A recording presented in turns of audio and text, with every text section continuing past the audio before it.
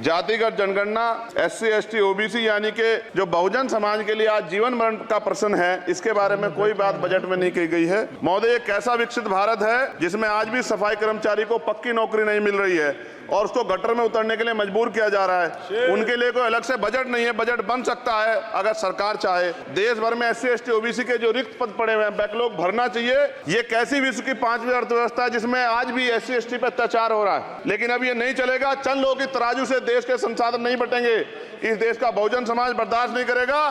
संसाधन का बंटवारा संख्या के आधार पर होगा। माननीय काशीराम साहब नारा लगाए थे, ना तो वोट हमारा राज तुम्हारा चलेगा, और आज हम कह रहे हैं ना ही वोट हमारा और नोट तुम्हारा चलेगा। अब निजी क्षेत्रों में आरक्षण की व्यवस्था होनी चाहिए।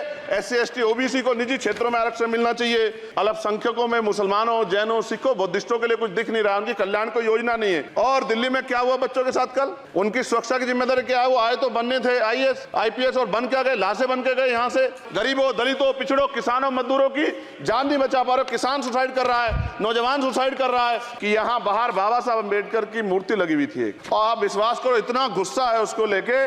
जिस दिन अम्बेडकरवादी गुस्सा हो जाएगा, वो फिर इस सरकार को जो 24 में आ गई है, वो आने वाले चुनाव में ऐसा सबक सिखाएगा कि दोबारा पलट के नहीं देख पाओगे। बहुत बहुत धन्यवाद आपका। आपने मुझे बजट पे अपनी बात रखने का अवसर प्रदान किया। मैं अपनी बात को शुरू करते हुए बहुजन समाज में जन्मे सभी संतों, गुरुओं और महान पुरुषों को नमन करता हूं। साथ साथ मैं भारत की महान जनता का भी धन्यवाद करता हूं कि उन्होंने लोकतंत्र की रक्षा इस बार की है। सभापति महोदय, पिछले 10 सालों में सरकार की नीतियों के कारण गरीब और गरीब हुआ और अमीर हुआ है। यानी गरीबों और अमीरों के बीच फासला बढ़ गया है। सारे देश की संपत्ति को चंद अमीरों के हाथ में दे दिया गया है। ये हमारे संविधान की मंशा और समतावादी समाज के लक्ष्य के खिलाफ है। अतः हमारी नीतियां गरीबों के पक्ष में भी होनी चाहिए।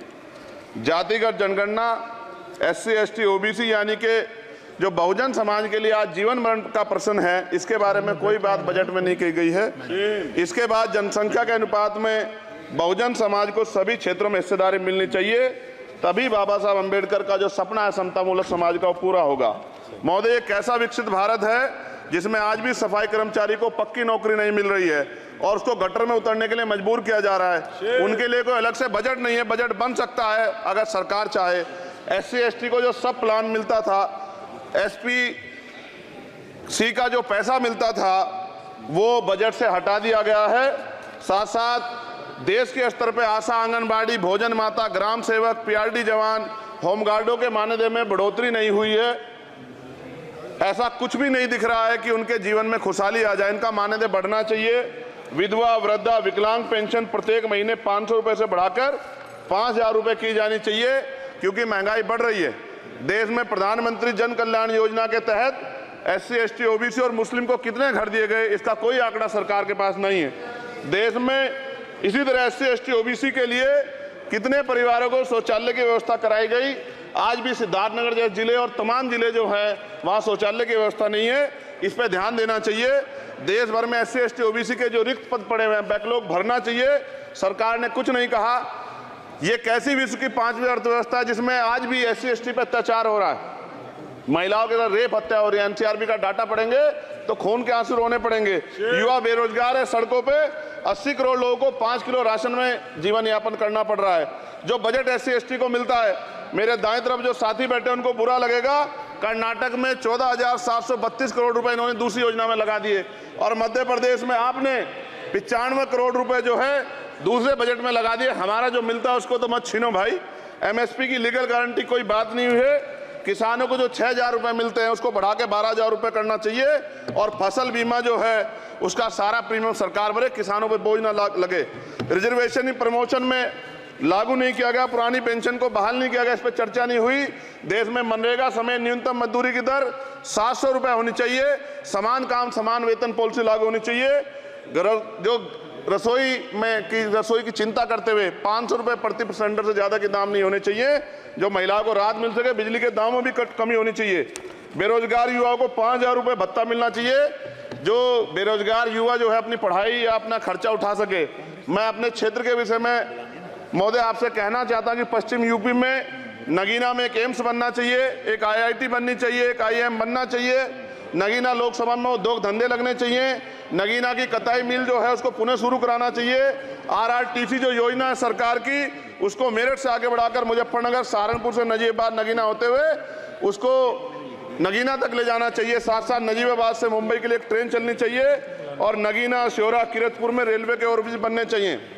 सभापति महोदय, सामाजिक न्याय मंत्रालय को 13,000 करोड़ रुपए दिए गए और जनजाति कार्य मंत्रालय को 13,000 करोड़ रुपए दिए, कुल 26,000 करोड़ रुपए, जो कुल बजट 48.20 लाख का लगभग 0.54% है। जबकि हमारी संख्या 25% से ज्यादा SC/ST की और बहुजन समाज की मिलाओगे तो 85% से ज्यादा है। और हमारे विकास के लिए सरकार 1% पैसा खर्च कर रही है, जो मिलना हमें चाहिए, जबकि मिलना में 25% चाहिए। ये ऊंट के मुंह में जीरा के समान है, कहावत हमने बहुत दिन सुनी थी। पिछले लंबे समय से हमारे साथ धोखा हो रहा है, लेकिन अब ये नहीं चलेगा। चंद लोगों की तराजू से देश के संसाधन नहीं बटेंगे। इस देश का बहुजन समाज बर्दाश्त नहीं करेगा। संसाधन का बंटवारा संख्या के आधार पे होगा। माननीय काशीराम साहब नारा लगाए थे, ना तो वोट हमारा राज तुम्हारा चलेगा, और आज हम कह रहे हैं ना ही वोट हमारा और नोट तुम्हारा चलेगा। इस बात का भी ध्यान जो है सरकारों को देना पड़ेगा। आपके माध्यम से सरकार से मेरी एक मांग है, सरकार इस योजना का लाभ भी अपने आप ले ले, सरह भी ले ले कि 1 लाख रुपए सालाना बहुजन समाज के अत्यंत गरीब परिवारों को दे। 10 लाख करोड़ रुपए खर्च होंगे, लेकिन इस 1 लाख रुपए की योजना से एक झटके से एक परिवार गरीबी की रेखा से ऊपर आएगा और इनके बच्चों को कुपोषण खत्म होगा, अच्छी शिक्षा मिलेगी, महिलाओं को सम्मानजनक जीवन मिलेगा और इससे वास्तव में सबका साथ सबका विकास का नारा सार्थक होगा। अगर प्रश्न ये होगा कहां से आएगा, तो उसका जवाब ये है कि जब अमीरों का 16 लाख करोड़ रुपए माफ हो सकता है, कॉर्पोरेट टैक्स का घटाकर लाखों करोड़ रुपए का चूना सरकारी खजाने को लगाया जा सकता है, पेट्रोल डीजल के दाम 10 गुना एक्साइज ड्यूटी बढ़ाई जा सकती है, तो गरीबों को सरकार पैसा क्यों नहीं दे सकती। महोदय, समय आ गया है, अब निजी क्षेत्रों में आरक्षण की व्यवस्था होनी चाहिए। SC/ST OBC को निजी क्षेत्रों में आरक्षण मिलना चाहिए। और मेरी आपसे ये भी मांग है, क्योंकि अब समय की मांग है और देश तेजी से आगे बढ़ रहा है, तो मैं कहूँगा कि सरकार का जो सबका साथ सबका विकास का नारा लगभग वो असत्य महसूस होता है, क्योंकि अल्पसंख्यकों में मुसलमानों, जैनों, सिखों, बुद्धिस्टों के लिए कुछ दिख नहीं रहा, उनकी कल्याण कोई योजना नहीं है। मदरसों को जो बजट मिलता था वो कम कर दिया गया है। आर्थिक तंगी से लोग मर रहे हैं। इंटर्नशिप की बात हुई है, परमानेंट रोजगार नहीं है। और दिल्ली में क्या हुआ बच्चों के साथ कल, उनकी सुरक्षा की जिम्मेदारी क्या है? वो आए तो बनने थे IAS IPS और बन क्या गए, लाशें बन के गए। यहाँ से कोई ध्यान नहीं दे रहा है, किसी की नजर नहीं है। साथ साथ मैं आपसे ये भी आग्रह करूंगा कि हम ग्रामीण क्षेत्रों से आए लोग देश से बड़ा प्रेम करते हैं और हम ये महसूस करते हैं कि सरकारें हमें सुनेंगी, सरकारें हमारे बारे में सोचेंगी। लेकिन ऐसा महसूस हो जाता है आज़ादी के 75 साल बाद, और जिसको अमृतकाल कहा जा रहा है, आज भी SC/ST OBC के लोगों पर अत्याचार हो रहा है। अभी 2 दिन पहले गोली से उड़ा दिया गया गाजियाबाद में और राजस्थान में गर्दन काट दी गई। ये घटनाएं देख कर डर लगता है, घर से निकलते हुए भी कि आने घर वापस लौटेंगे नहीं लौटेंगे।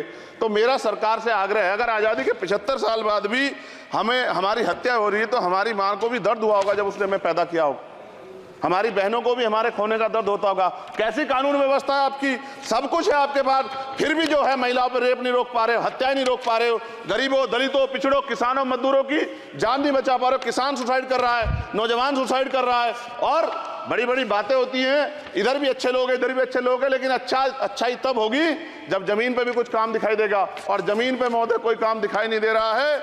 जब कोई योजना की बात आती है तो सरकार हमसे मुंह मोड़ लेती है। आप बताइए, एजुकेशन का बजट कम कर दिया, हेल्थ का बजट कम कर दिया। मैं अपने क्षेत्र में गया तो आप विश्वास कीजिए, डॉक्टर नहीं है, स्कूल में मास्टर नहीं है, और कोई भर्ती ऐसी नहीं जिसका पेपर लीक नहीं होता है।